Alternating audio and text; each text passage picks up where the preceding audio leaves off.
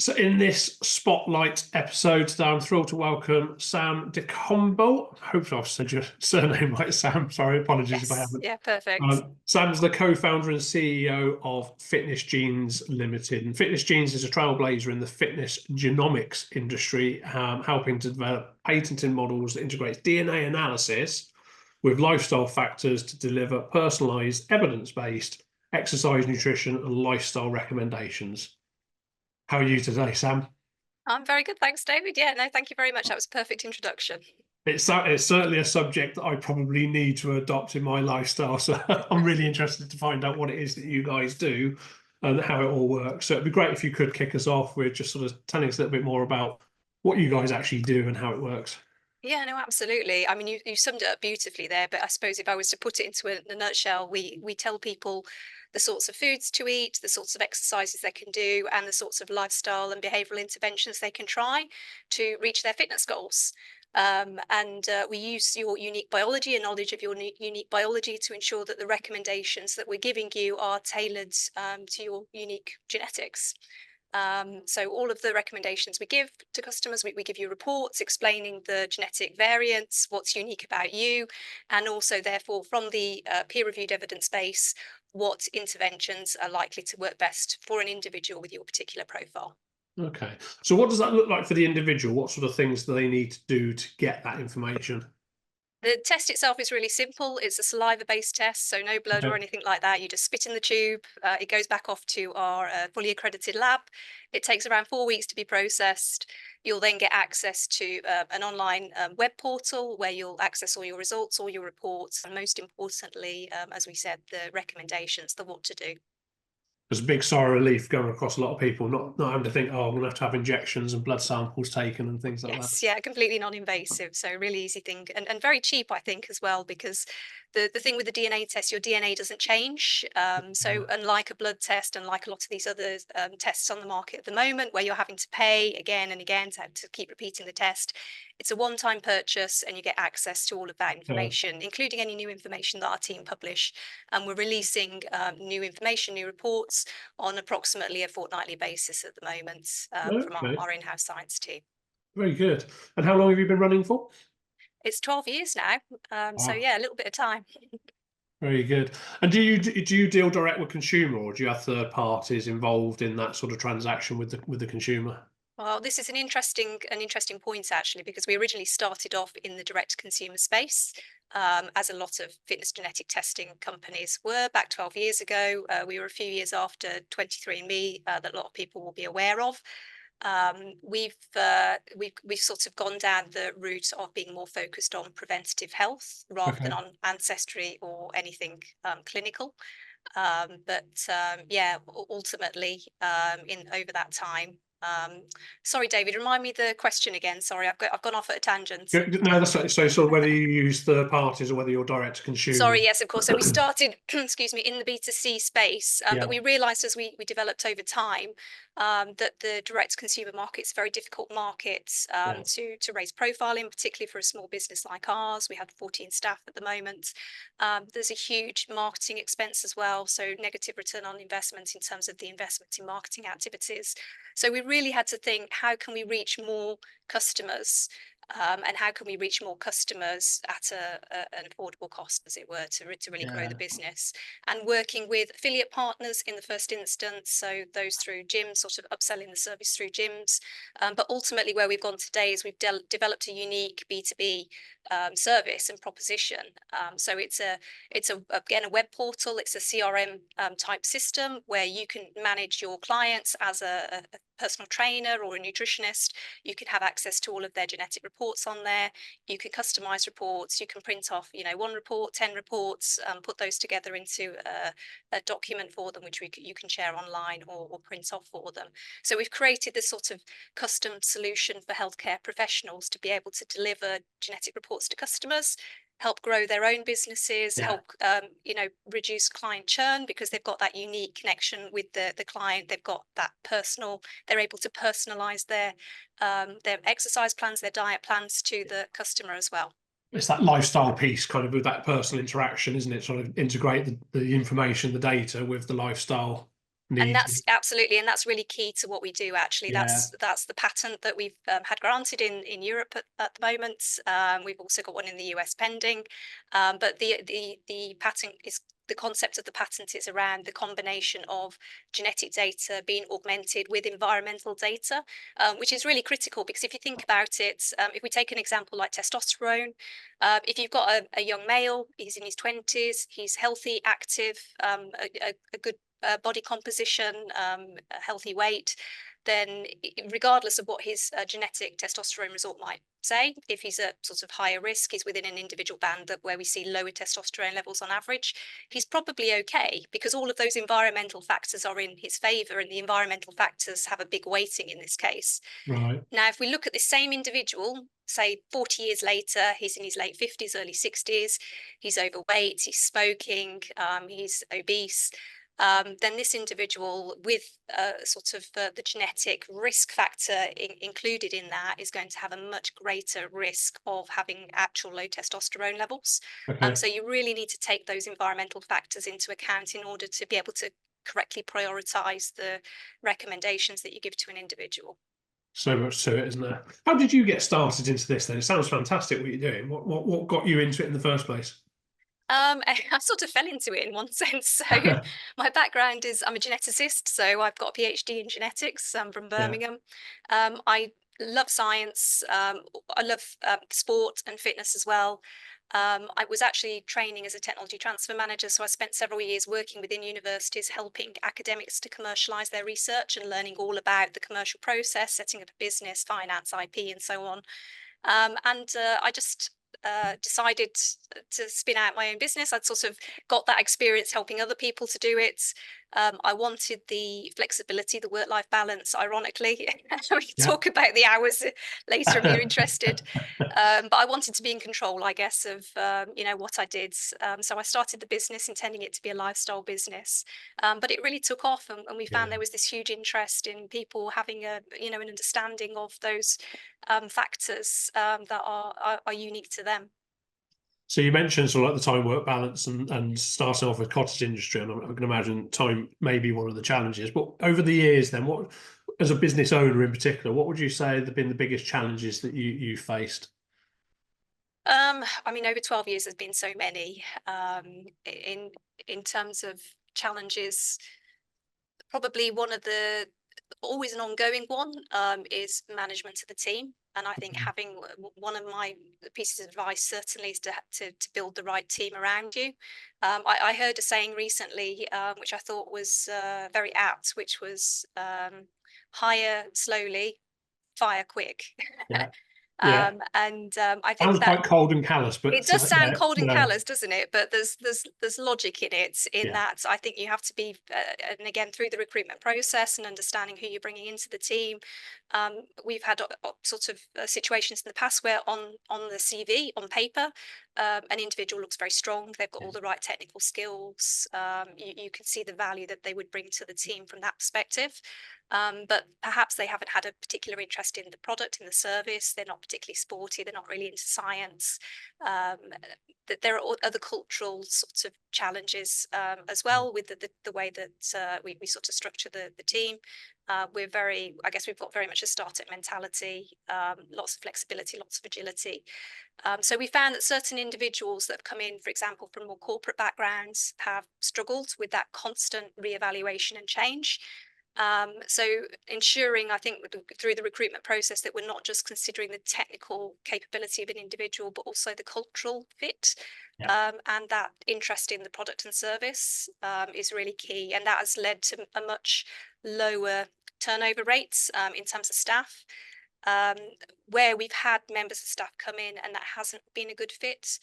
Again, in the past, some of the mistakes we made was waiting too long in order to do something about that. It could Okay. create a lot of resentment within a team if you've got an individual that's particularly disruptive. And we've had other team members leave as a result of that behaviour. So you're losing good people, as well as then ultimately having to Yeah. replace the individual anyway. So taking quick action where you see there are issues, looking for mitigation to see whether that's feasible, and where it's not, moving it on to the next stage of I'm very sorry, but there's not a good fit here with the business. And very often it's for the benefit of the individual as well, isn't it? Because if it's not a good fit for the right, right reasons, it's not a good fit for Oh, the individual as absolutely. well. Yeah. And there's been no occasion in which I would say that they were particularly happy about the sort of work relationship as it was Yeah. building either. Yeah, it's sort of it brings the mood of the whole team down across the board. Yeah. It's an interesting point, recruitment, because it's an area that a lot of small businesses tend to struggle with getting the right team members, and some of it is because of the need to recruit, and there's an urgency to fill a hole for a gap in the business, Yeah. and they're not taking the time to get the right fit, and sometimes that you're better off with a gap for longer to get the right person than just filling it for the sake of it. But it's a massive Yeah. subject, the team, huge Mm. subject. Absolutely spot on. And we've had the same where we've kind of been questioning. There's a few things that we're not quite 100% on, but we really want to get someone in place. We want to get this project done. We want to get it started. So we've gone, Yeah. let's try it out. And 8 months later, you're back in the same boat. And as you say, you're a bit further behind because ultimately it didn't work out and things didn't get done anyway. So Yeah, taking that extra time and saying, no, we haven't found anyone this time. Let's go out. Let's go through the process again until we do find the right it's easier person. said than done doing holding off, isn't it? Sometimes Yeah, it's absolutely. As I say, there's a mistake especially we've made. So especially for a driven entrepreneur that wants to get the Mm, product sort of up and running and things. So yeah. let's take a moment to talk about time then. So you mentioned time. So how do you manage your time?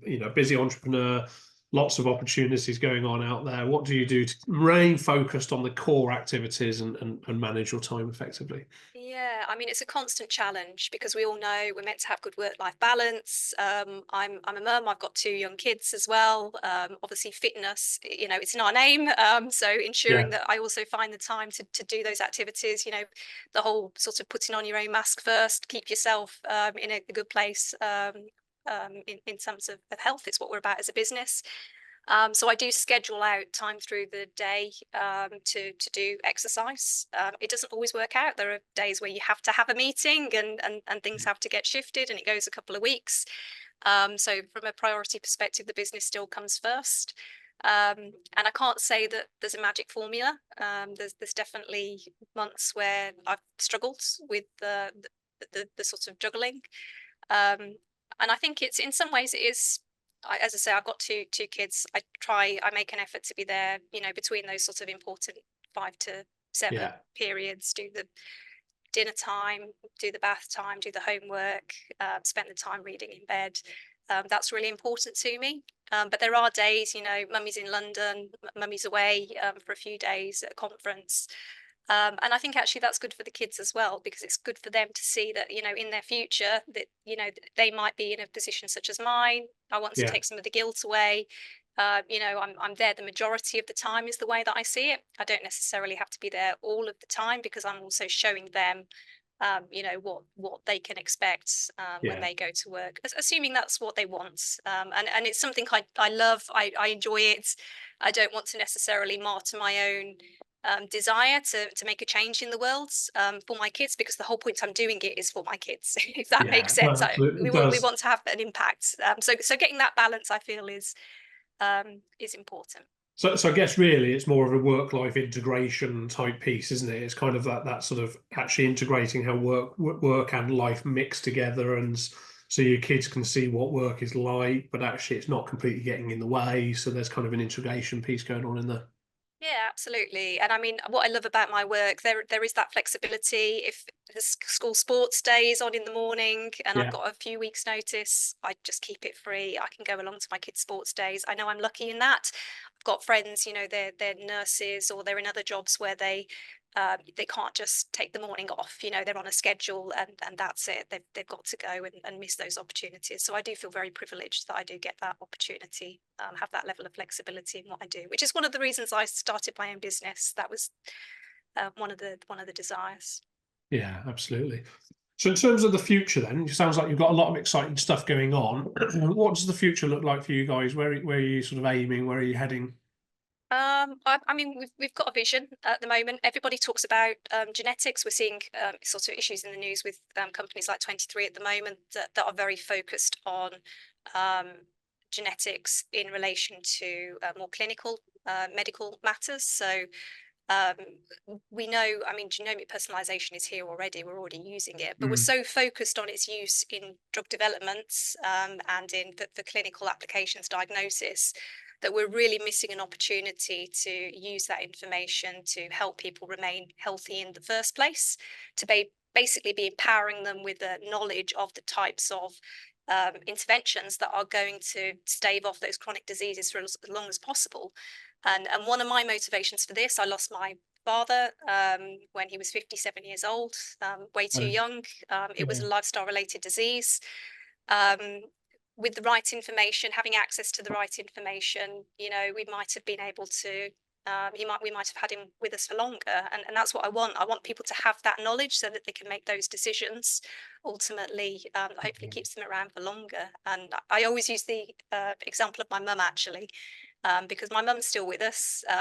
She is like is it 7.6 million people in the UK today are living with heart or circulatory disease. So that's Okay. 1 in 6 adults, and 50% of us have high cholesterol. Which is a major risk factor, which is Wow. associated with cardiovascular disease. So as we all know, it's a huge killer. And my mum's had high cholesterol for the last 20 years. It's very prevalent in my family. We've got all of the genetic markers. As it turns out, unsurprisingly, I'm looking at my family history. But my mum has struggled to keep down her cholesterol levels, and the doctor's been trying to get her on statins. Right. And she's been adverse to that. She's a little unsure about the side effects. And I said, right, here's 8 foods. Like from our results, we've basically, my science team, they've done the research, they've looked at all the dietary and lifestyle interventions that matter from the peer-reviewed research, and this is what they say. So 8 whole foods. It was things like apples for fiber, flaxseed, oats, particularly oat bran, because that's got the beta glucan, which is the active form. Okay. Soy-based products, soybeans, edamame beans, soy milk, that sort of thing, tofu. And there were another number of others as well. A couple of supplements too, garlic supplement and a psyllium husk supplement, which is another fiber-based supplement. Fiber is really key for reducing cholesterol. So we all went on this sort of course of action. We'd found out, interestingly, that my mum had high cholesterol because my sister was diagnosed. My sister's 2 years younger, and it came up in family Okay. conversation. So we all went on the plan. And in the course of 3 months, we did blood tests at the start and the end, and my cholesterol dropped 17%. My sister's dropped 19%, and my mum's dropped 25% in the Wow. space of 3 months. And her doctor said, what have you done? Like, we've been trying to sort of manage this for the last 20 years, and it's literally sort of done that since the last time we measured. And my mum said to her, I just learned what the right foods and because my mum was Yeah. already healthy. She was a healthy weight. She exercised. She just didn't understand that these were the particular ingredients, as it were, whole foods that were linked to reducing cholesterol. And that's the sort of information we want to put in people's hands, is to have Yeah. that knowledge. Absolutely. Ultimately, it's your choice if you want to follow the guidance, but you've got the knowledge in order to be able to do that. And there's no, like, by the sounds of it, there's no reason why we shouldn't all have that access to that information to be able to make those choices. Yeah, no, absolutely. And this is another interesting point, actually, in terms of where preventative healthcare comes in, because I spent some time earlier this year really looking at the primary health system and talking with doctors, GPs. How do we get this information, you know, to individuals? Some of the reports we look at cover things like excuse me, I'll start again. Familial hypercholesterolemia, which is again linked to high cholesterol. It's a genetic link. These individuals, to say, should absolutely be on statins, and they should be on statins from a young age. It's all about the right intervention for the right individual. Yeah. This is a genetic, it's a very rare one, but it's a genetic factor, which means that as a male, if you carry this particular genetic variant, you've got a 50% chance of having a heart attack by the age of 50 if you take no Wow. intervention.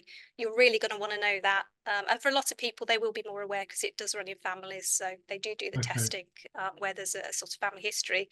But also looking at things like hemochromatosis, which is more prevalent, which is an iron overload condition. That is life limiting if you don't take dietary intervention to lower the amount of iron in your diet, which is, again, by making people aware, you're preventing, you know, in 20 years' time, these individuals could be having liver transplants. It causes sort of cell damage, particularly in the liver. And we can make this information available to people in their youth so that they can Plan. avoid these conditions. Yeah. But the doctors, the GPs that I pitched this to said to me, that's great, but I've got 20,000 diabetics over here. Yeah. And you're telling me that I could find 5,000 people with hemochromatosis. I'm going to have to do something with those 5,000 people. I've got to talk to them and explain to them what this is, and give them the interventions. And I just don't have time. Like, we are dealing with fires that we're trying to put out over here. Um, we just don't have the capacity.